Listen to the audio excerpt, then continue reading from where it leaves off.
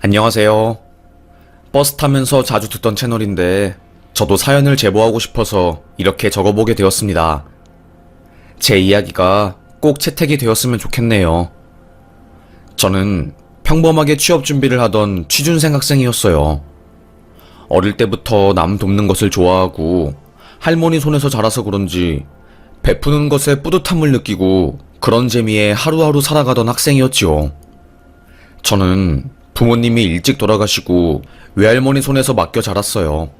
외할머니는 없는 형편에도 항상 주말이면 봉사를 나가시고 본인보다 형편이 더 힘든 사람들을 위해서 힘을 쓰시는 그런 분이었습니다. 진모야, 너는 어떤 일이 있어도 이기적으로 살면 안 된대. 세상은 더불어 살아가는 거래. 콩 한쪽도 나누어 먹는다는 말이 괜히 나온 게 아니래. 알겠나? 알겠어요, 할머니. 나도 할머니한테 받은 사랑처럼 내리사랑하면서 살아갈 거예요. 걱정하지 마세요. 제가 누군데요. 할머니 손자잖아요. 그렇게 저에게 인생을 알려주신 할머니는 제가 대학을 졸업했을 때 지병으로 세상을 떠나게 되었고 저는 혼자가 되었습니다.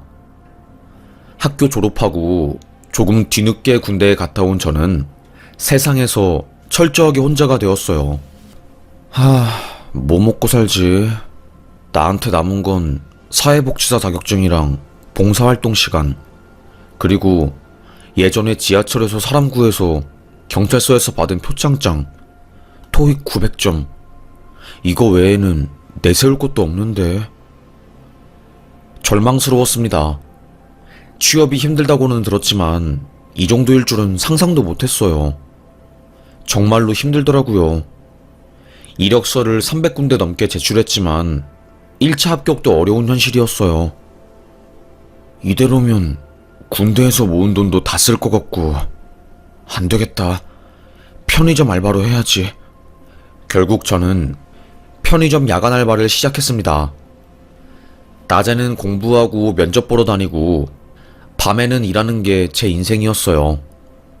너무너무 몸이 피곤하고 힘들고 의지할 가족도 없어서 외로웠지만 어찌되었건 죽을 수도 없는 노릇이고 끝까지 살아냈어야 하기 때문에 저는 하루하루 살아갈 수밖에 없었습니다.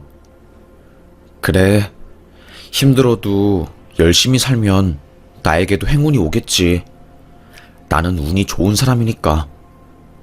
할머니 말대로 힘들수록 사람들에게 나누고 베풀다 보면 언젠간 취업도 될 거고 좋은 일이 생길 거야. 제 자신을 다스리면서 저는 하루하루 살고 있었습니다. 그때 편의점 야간 알바를 시작했는데 거기 점장님이 너무나도 무섭고 꼼꼼한 사람이었어요. 양진모, 너 이번에 바나나 우유 들어온 거 상표 그대로 진열하라니까 안 해? 너 군대 갔다 온 지 얼마 안 되었다며. 오하열 몰라? 제대로 맞추어서 진열을 하란 말이야. 딱딱딱 각 맞추어서 진열하라고. 거의 10분에 한 번씩 전화해서 CCTV를 보고 제가 마음에 안 드는 행동을 하는 게 있으면 바로 뭐라고 하시는 분이었어요. 그래도 저는 그런 사람이랑 싸우는 것도 싫고 상대하면 할수록 손해보는 쪽은 저니까 무시하는 게 제일 좋겠다 라고 생각하고 있었습니다. 그리고 그게 최선이라고 생각했고요. 그냥 점장이 하는 말은 다 듣고 있었죠. 나중에 전에 일하던 알바한테 들어보니까 저도 원래 다른 편의점에서는 1년 이상 일하고 점장님들이랑 사이도 엄청 좋았는데 여기 편의점 점장님은 정말 갑질도 심하고 강박증처럼 진열에 신경 써서 저도 그만둔 거예요. 여기서 일한 알바생들 거의 한 달도 못하고 그만뒀대요. 저도 마찬가지고요. 그러니 진모 씨도 적당히 하다가 못 참겠으면 그냥 그만두세요. 돈 버는 것보다 스트레스 받아서 약값이 더 들 수도 있어요. 제가 무슨 말 하는지 알겠죠? 역시 저만 이렇게 생각한 게 아니었군요. 조언 감사합니다.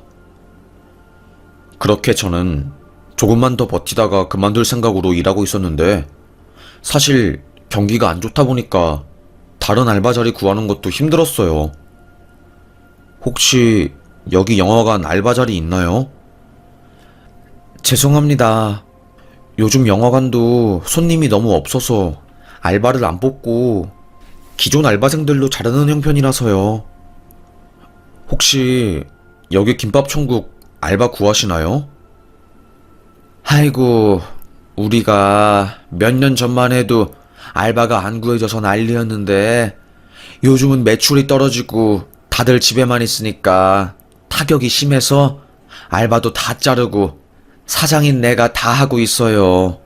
청년 미안해. 당분간은 알바 안 구할 것 같아. 다들 알바를 안 구하고 있어서 저는 그 편의점에 꼼짝없이 묶여서 알바를 할 수밖에 없었어요. 그런데 점점 그 점장의 갑질이 심해졌습니다. 야, 양진모, 네가 이번에 마감돈 남은 거 가지고 갔냐? 네? 아니요. 제가 왜 포스기에서 돈을 빼가요? 그런 적 없어요. 다 오해예요. 아닙니다. 의심 가는 사람이 너밖에 없는데? 그러면 왜 10,000원이 비는 거야, CG에서? 이상하네, 진짜. CCTV 돌려봐? 돌려서 네가 돈 빼돌린 거 나오면 내가 너 형사고소해도 되는 거야? 저는 정말로 돈 안 가져갔습니다. 오해예요. 너무 억울해서 숨이 안 쉬어질 정도였습니다. 결국 점장이 CCTV를 돌려봤고 자기가 돈 계산을 잘못한 것을 알고 나서 오히려 민망했는지 저에게 더 화를 내더라고요. 에이씨, 니 때문에 괜히 고생만 했네. 라고 하면서요. 저야 어이가 없었지요. 본인이 잘못했는데 왜 화는 내게 내는 것인지. 하여튼 어이가 없었지만 저는 돈이 필요한 입장이었고 철저하게 을의 위치에 있었으니까 가만히 있을 수밖에 없었습니다. 그렇게 편의점에서 하루하루 일하고 있었어요. 이상하게 어르신들이 저를 좋아하더라고요.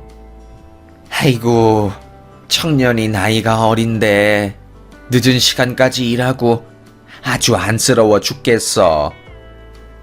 이거 비타오백인데 하나 마셔. 아이고, 할머니, 아니에요. 이거 할머니 드시려고 산 거잖아요. 아니야. 청년 보면 우리 손주가 생각나서 그래. 아이, 참.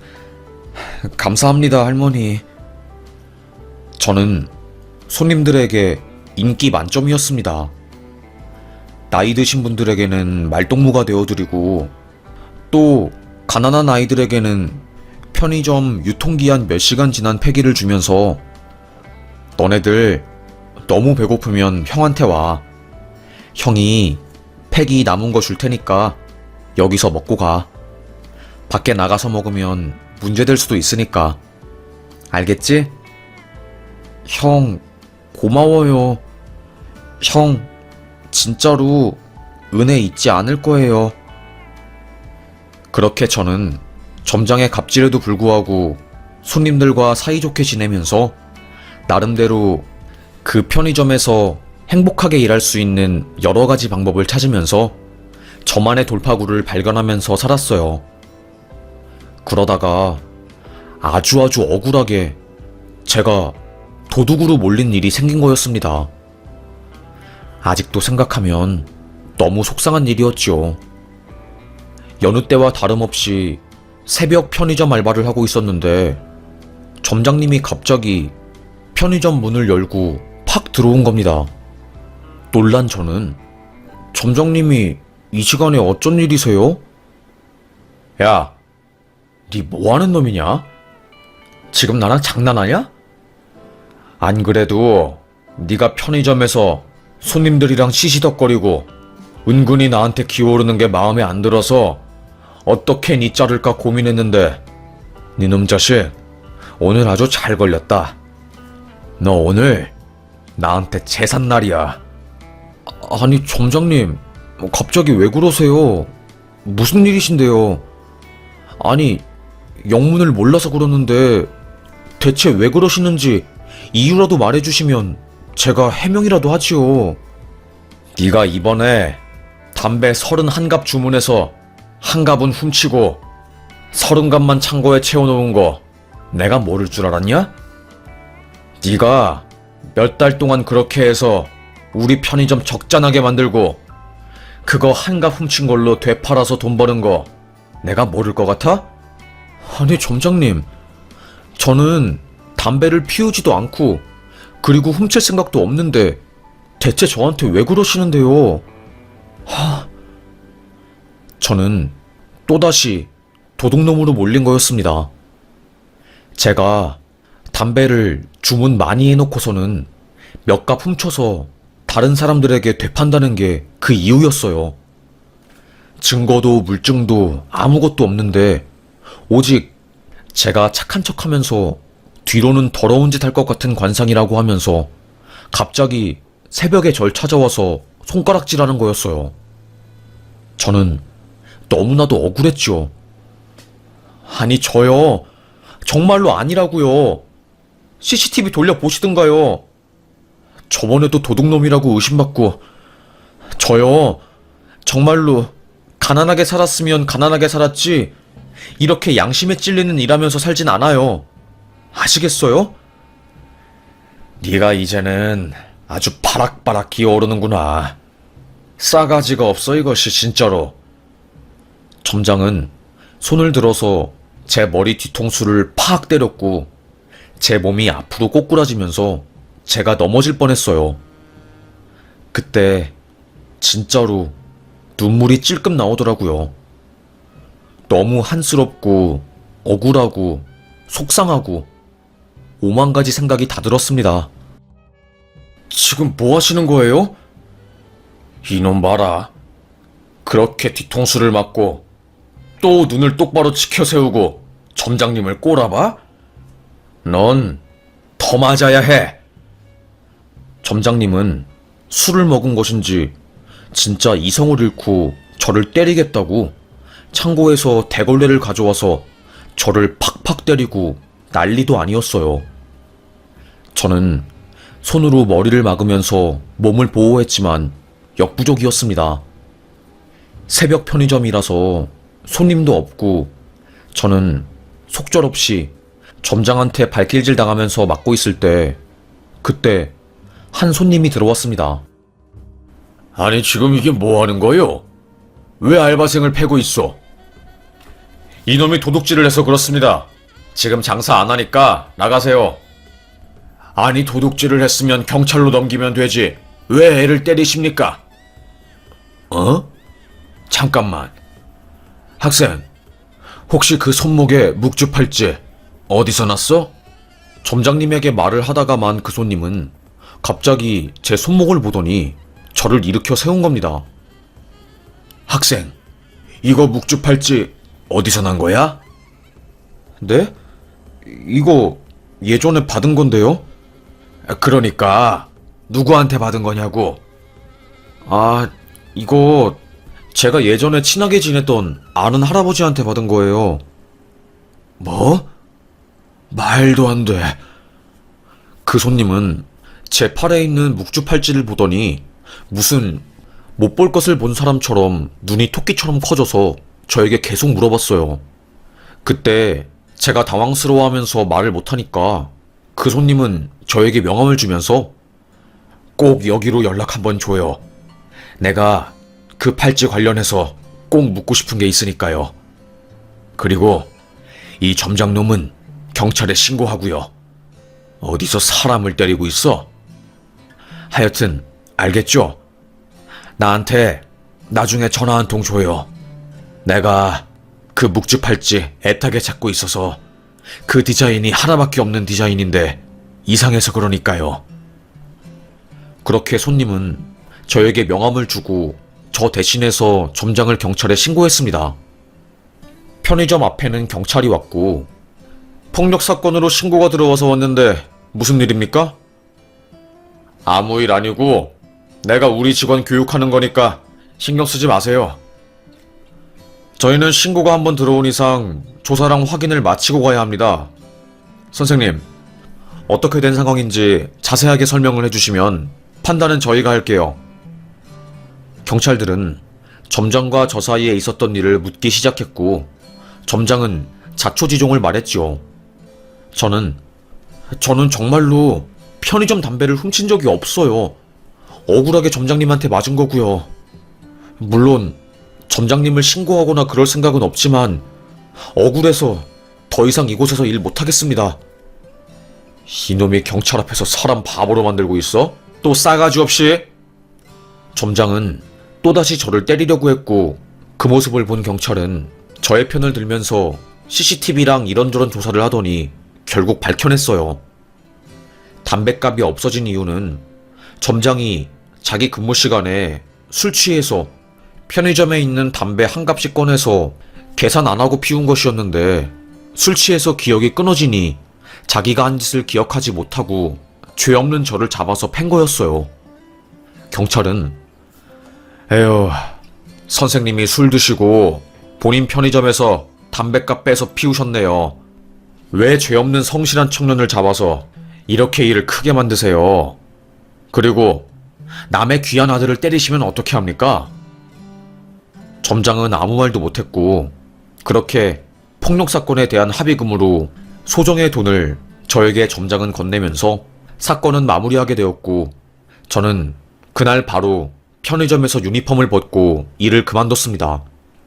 그래, 돈 몇 푼 벌겠다고 하면서 이 편의점에서 몇 달 붙어있긴 했지만 여기서 일하면서 불안증도 없고 너무 힘들었어. 빨리 취업하는데 더 집중해야지. 에휴. 저는 이런 불미스러운 일로 편의점 일을 그만둔 뒤 고시원에 박혀서 공부만 했어요. 각종 자격증을 따고 취업하기 위해서 자소서도 쓰고 제가 할 수 있는 것들은 정말로 다 했던 것 같아요. 솔직히 힘들어서 운 적도 있었어요. 그러다가 그때 명함준 손님이 생각나더라고요. 아, 맞다. 묵주팔찌 손님. 그 손님한테 전화해야 하는데 명함이 어딨지? 저는 제 외투랑 바지 주머니를 뒤졌어요. 그런데 아무리 찾아도 그 손님 명함이 안 보이더라고요. 아, 생각해보니까 내가 편의점 유니폼 주머니에 그 명함을 두고 왔구나. 하씨, 그 점장님이 있는 편의점에 다시 갈 수도 없고. 할 수 없지 뭐. 인연이라면 다시 만날 때 그 사람한테 묵주팔찌에 대한 이야기 해드리면 되겠지. 저는 별일 아니란 듯이 넘기고 취업 준비에 열중을 했어요. 다시 한번 300군데가 넘는 곳에 자소서를 제출했습니다. 에휴, 그런데 경기가 안 좋아서 그런지 단 한 군데도 역시나 1차 합격 전화가 안 오더라고요. 나는 안 될 사람인가? 그냥 죽을까? 열심히 살고 내가 할 수 있는 선에서 사람들도 돕고 선하게 살았다고 자부하는데 결국 나한테 돌아오는 것은 하나도 없구나. 이럴 바에 그냥 이기적으로 살걸. 그냥 이제는 삶을 끝내고 싶다. 계속 되는 일도 없고 돈도 없고 고시원 비용도 못 내는 상황이 오니까 너무 심적으로 힘들더라고요. 하루하루가 저에게는 지옥 같았습니다. 그때 양진모 씨 되시나요? 1차 서류 합격하시고 저희가 2차에는 바로 임원 면접이 있어서요. 오실 수 있는지 해서 전화드렸습니다. 저는 깜짝 놀랐어요. 원래는 서류 합격 불합격 결과는 사이트에서 알려주는데 저는 이번에 나이도 똑같고 이름도 생년월일도 똑같은 지원자가 있어서 오류가 나서 이렇게 전화로 직접 알려주는 거라고 하더라고요. 정말요? 저 진짜 1차 합격한 거 맞죠?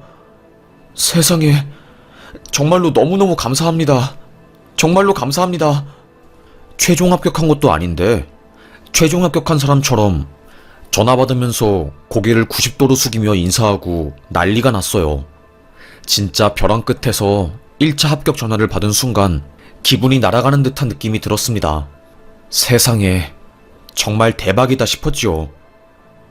그렇게 저는 세탁소에서 분실 양복 3만원에 빌려준다는 편말을 보고 그곳에 갔습니다. 사장님, 이번에 저 면접 가는데 입을 양복이 없어서요. 혹시 양복 빌릴 수 있을까요? 아이고 청년, 우리한테 세탁물 맡기고 안 찾아간 양복들이 있긴 한데 이게 사이즈가 청년한테 안 맞을 것 같고 오래되어서 입을 수 있을란가 모르겠네. 일단은 저기 창고에서 꺼내올 테니까 기다려봐. 한참을 있다가 세탁소 아저씨는 분실 양복을 가지고 왔고 누가 봐도 오래되어 보이고 사이즈도 큰 양복을 가지고 오셨습니다. 하지만 저는 고시원 비용도 낼 돈이 없는 가난한 청년이었고 다른 선택지가 없었어요. 아무리 싼 양복을 사려고 해도 거의 돈 10만원은 넘게 들었으니까요. 아이고, 내 예상대로 품이 크긴 크네. 어쩔 거야? 이거라도 빌려갈 거야? 네, 뭐 어쩔 수 없죠. 다른 선택지는 없으니까요. 그럼 내가 10,000원만 받을게. 빌려가는 거니까. 이런 거 빌려주기도 미안하기도 하고 어쨌든 잘 면접 보고 와. 행운이 있을 거야. 아이고 사장님, 이렇게 싸게 빌려주시다니 감사합니다. 저도 꼭 저에게 행운이 있었으면 좋겠네요. 그렇게 저는 인사를 한 뒤 그 양복을 입고 허리를 쭉 펴고 강남 한복판에 있는 그 회사에 면접을 보러 갔습니다. 우와, 나도 목에 당당하게 사원증 걸고 회사 직원이 되고 싶다. 엄청 부럽네. 되게 멋있다. 언젠간 나도 이런 회사의 정직원 되어서 떳떳한 직원이 될 수 있겠지? 조금은 위축되었지만 그래도 떳떳하게 보이기 위해서 열심히 면접 준비를 했습니다. 후보자들이 차례대로 면접실에 들어가고 제 앞으로 순서가 다가왔을 때 심장이 터질 것만 같았어요. 두근거리는 심장 소리가 제 귓가에 들리는 것만 같았습니다. 아니 무슨 귀에 심장이 있나? 어떻게 이렇게 떨리냐 사람이. 미치겠다 정말로. 그렇게 제 차례가 되었고 저는 2명의 심사위원이 있는 면접장으로 들어갔어요. 그런데 제 앞에 아주 낯익은 얼굴이 있는 게 아니겠습니까? 청년, 나 어디서 보지 않았나? 네? 아, 저도 낯이 익은데. 아, 혹시 그 편의점에 새벽에 오신 손님분 아니십니까? 알고 보니 저에게 묵주팔찌에 대해서 물어본 그 손님이 그 회사 이사로 있는 분이었던 거였어요. 저는 너무너무 깜짝 놀랐습니다. 그때 내가 물어볼 게 있어서 명함도 준 걸로 기억하는데 왜 연락 안 했는가? 아, 죄송합니다. 그때 제가 급하게 편의점 퇴사를 하면서 그 명함을 유니폼에 두고 와서요. 일단 면접 끝내고 개인적으로 물어보도록 하지. 그 이사님의 표정이 싸늘하게 안 좋았기 때문에 저는 속으로 어떻게 이런 곳에서 만나냐? 미치겠다. 나 약속 안 지킨 사람으로 찍혀서 당연히 떨어지겠지? 어떻게 합격한 1차 회사인데. 역시 난 운이 지지리도 없지. 에휴, 이 바보야, 이 바보야. 저는 그렇게 면접을 말아먹었어요. 축 처진 어깨를 들고 면접문 밖으로 나가려는 순간 그 이사님이 저에게 다시 한번 물어보았습니다. 그 묵주팔찌 어디서 난 건지 솔직하게 나에게 말해줄 수 있는가? 아, 사실 이 팔찌 제가 외할머니랑 함께 달동네에서 살 때 항상 제가 다니던 학교 앞에 달고나를 파는 할아버지가 계셨습니다. 어린애들이 그 할아버지 눈이 안 좋다고 몰래 달고나를 훔쳐가기도 해서 제가 애들을 말리고는 했지요. 제가 외할머니랑 함께 살아서 그런지 어르신들 보면 다 부모님 같고 괜히 친근해서 그 달고나 할아버지에게 말도 자주 걸고 친하게 지냈습니다. 그러다가 하루는 홍수가 나서 온 동네가 물에 잠길 정도로 심하게 비가 오는 날이었는데 그때 할아버지가 달고나를 비 맞으면서 팔고 계시길래 제가 할아버지가 생각이 나서 집에 있는 우산을 가지고 달고나 할아버지한테 다시 가서 우산을 씌워줬습니다. 그때 그 달고나 할아버지가 핵폭탄이 떨어져도 너는 내가 살린다. 이 묵주 팔찌 내가 미국 간 자식들한테 준다고 하나하나 만든 거야. 이 세상에서 하나밖에 없는 디자인의 팔찌인데 너한테 주마. 내가 죽기 직전까지는 너 절대로 안 잊는다. 참 착한 아이구나.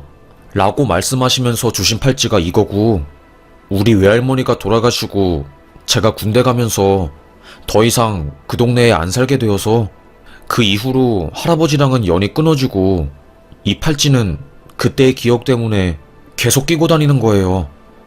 저에게는 일종의 부적과도 같은 거라서요. 제가 이렇게 말한 순간 그 이사님이 눈물을 펑펑 흘리는 거였습니다.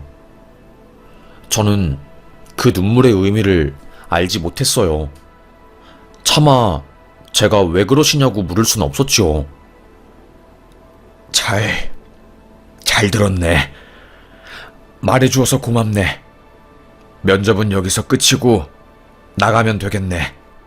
라고 이사님이 말씀하셨습니다. 저는 속으로 망했다. 이번 면접은 망했네. 그렇게 저는 씁쓸하게 무거운 어깨를 하고 회사를 나와 집에 도착했습니다. 찬물에 식은 밥을 말아서 묵은지랑 해서 퍼먹은 뒤 잠에 들었어요. 꿈에 외할머니가 나오더라고요. 그리고서는 환한 웃음을 지으시는데 꿈에서 깨어난 저는 할머니 죄송해요. 저 회사 이번에도 떨어질 것 같아요. 하면서 펑펑 울었습니다. 1평도 채 안 되는 작은 방에서 잘 살아보겠다고 아등바등 발버둥 치면서 사는 제 인생이 비참하기도 하면서 서럽더라고요. 그렇게 저는 면접 본 회사에서 연락을 받지 못했고 또다시 자기소개서를 쓰기 시작했습니다. 에휴, 오늘도 여느 때랑 다름없이 해가 떴구나. 오늘은 정말로 자기소개서도 쓰기 싫고 집에서 누워만 있고 싶다. 이게 뭐야 정말로. 우울한 하루여서 저는 그날은 침대에 누워만 있었어요. 그때 모르는 번호로 전화가 울리는 겁니다. 양진모 씨 맞으시죠? 여기 리안 제품 주식회사인데요. 저번에 면접 보러 오신 거 최종 합격해서 연락드렸습니다. 네? 뭐라고요? 말도 안 돼. 정말요? 제가 최종 합격했다고요? 이거 보이스피싱 아니죠? 정말로 저 최종 합격한 거 맞죠?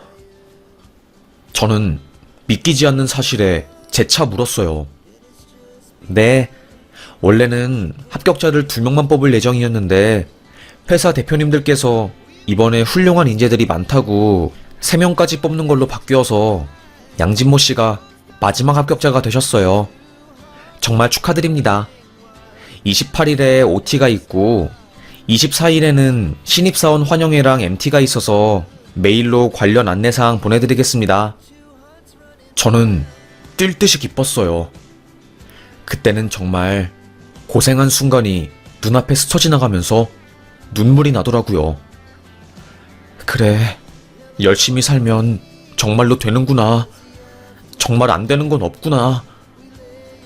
저는 회사에 나가게 되었고 OT와 신입사원 환영회까지 마치면서 한 회사의 일원이 되었습니다. 그때 저를 면접 본 이사님이 제 쪽으로 다가오시더니 편의점에서 손님이랑 알바생으로 만났는데 이렇게 다시 한 회사에서 만나게 되었네. 세상 참 좁아. 열심히 하게나 좋은 일 있을 거야. 열심히 살면 어떻게 해서든 다 돌아오게 되어 있더라고. 열심히 하겠습니다. 정말로 초심 절대로 잃지 않고 열심히 하도록 노력하겠습니다. 고개를 90도로 숙이며 저는 인사했어요. 그렇게 한 달 정도 회사에서 일했을 때 그때 그 이사님이 저를 방으로 부르셨습니다. 그리고서는 제가 몰랐던 엄청난 이야기를 해주셨어요. 자네에게 묵주팔찌를 주신 달고나 할아버지, 그분 우리 아버지일세. 나도 똑같은 거 가지고 있고, 아버지가 형한테 회사 물려주고 나서 적적한 늙음하게 아이들을 위해서 뭔가를 하고 싶다고 해서 어릴 적에 재밌게 하시던 달고나 만들기를 하면서 사셨다네. 내가 미국에서 돌아오면서 아픈 형이 경영선에서 물러나고 내가 이 회사 이사로 들어가면서 형 대신해서 회사를 운영하다가 아버지가 아프시면서 달고나 만드는 것도 그만두시고 투병 생활을 1년 가까이 하셨는데 돌아가시기 전에 자식들보다 달고나 만들던 시절에 장대비가 내릴 때 아버지에게 우산을 씌워주고 고사리 손으로 수건을 가져다 둔 청년을 찾더라고. 그 아이에게 묵주팔찌를 주었으니 언젠간 만난다면 꼭 나 대신해서 은혜를 갚아달라고. 그런데 편의점에서 자네 팔에 있는 그 팔찌를 보고 놀라서 내 명함을 주고 연락을 기다렸는데 연락이 오지 않더군. 나중에 그 편의점을 다시 갔는데 점장이라는 놈이 사고를 쳐서 편의점 가맹점 계약이 종료되고 그 이후로 자네를 찾을 수 없었다가 면접장에서 자네를 보게 된 것이야. 저는 너무너무 놀랐습니다. 그 달고나 할아버지가 회사의 대표였다는 사실이 믿기지가 않았거든요. 허름한 행색에 항상 친절하고 겸손하게 아이들에게 저렴하게 달고나를 파시고 아이들이 달고나를 훔쳐가도 한마디도 뭐라고 안 하시는 분이었어요. 그래서 더더욱 놀랐지요. 저는 뭔가를 바라고 할아버지에게 우산을 씌워주고 말동무가 되어드린 것은 아니고 아무리 힘들고 가난하고 내 마음에 여유가 없어도 항상 주변을 돌아보고 챙기라는 외할머니 말씀 때문에 그런 건데 세상에 이렇게 연이 닿을 줄은 상상도 못했어요. 정말로 뭔가를 바라고 행동한 것은 아니었기 때문에 너무 놀라워요. 세상에. 항상 나도 아버지가 말한 그 청년을 찾으려고 이런저런 노력을 했는데 그 달동네에 내가 아는 사람도 없을 뿐더러 이 넓은 세상에 묵주팔찌를 하고 있는 청년을 찾기란 쉽지 않았는데 너무 놀랐다네. 참 신기하지? 인연은 이런 거를 두고 하는 말인가 싶기도 하고 정말 많은 생각이 들었어. 면접장에서 자네를 보고 너무 놀랐고 자네 같은 인재가 우리 회사에 꼭 필요하다고 생각해서 추가 인원을 마련해서 내가 꼭 뽑자고 해서 자네를 뽑았다네. 우리 회사의 일원이 되어서 정말로 축하하고 앞으로도 잘 부탁하네. 아닙니다, 이사님. 저야말로 너무나도 감사합니다. 세상에. 아이고, 달고나 할아버지가 돌아가신 것도 모르고 너무너무 감사하네요. 사실 정말로 이 회사에 합격을 안 했으면 저는 안 좋은 선택을 했을 수도 있었거든요. 삶이 너무 힘들어서 정말로 저를 살린 건 달고나 할아버지와 이사님이십니다. 제가 다시 힘을 내서 살 용기를 주셔서 감사합니다. 그렇게 이사님과 저는 저희 둘만 아는 이야기를 공유하면서 서로에 대한 감사함과 고마움을 추억했어요. 저는 달고나 할아버지 덕분에 회사를 취업하게 되었고 그 지긋지긋한 편의점 알바에서 벗어나 정규직으로 일하면서 행복이라는 것을 느끼게 되었습니다. 부모님도 다 돌아가시고 저를 키워준 할머니마저 하늘나라에 가면서 저는 처절하게 세상에 혼자가 되었는데 소속감이 생기면서 다시 살아갈 용기를 얻었어요. 그래서 지금 하루하루 보내는 게 참 감사해요. 그리고 저번 달에 결혼까지 하게 되었네요.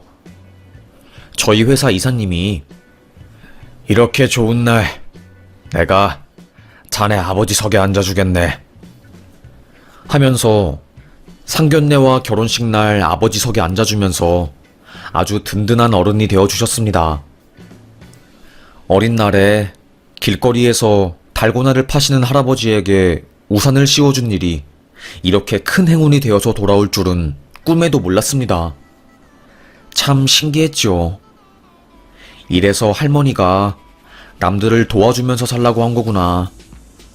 아무리 힘들어도 이기적으로 행동하지 말고 다른 사람들과 어울리면서 베풀면서 살라고 하신 거구나. 라는 것을 절절하게 깨달았습니다. 그래서 저는 주말마다 아내랑 봉사활동을 하면서 살기로 하였고, 세상에 나의 도움을 줄 수 있는 곳이 있다면 언제든지 기꺼이 가서 도와주면서 살기로 했어요. 그렇게 마음을 먹으니 한결 편안해지고 감사하고 그렇더라고요. 하루하루 이렇게 사는 게 저에게는 기적과도 같거든요.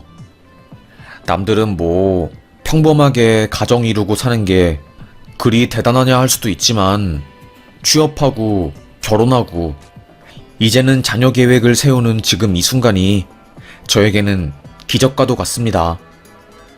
저는 부모 없이 살았으니까요.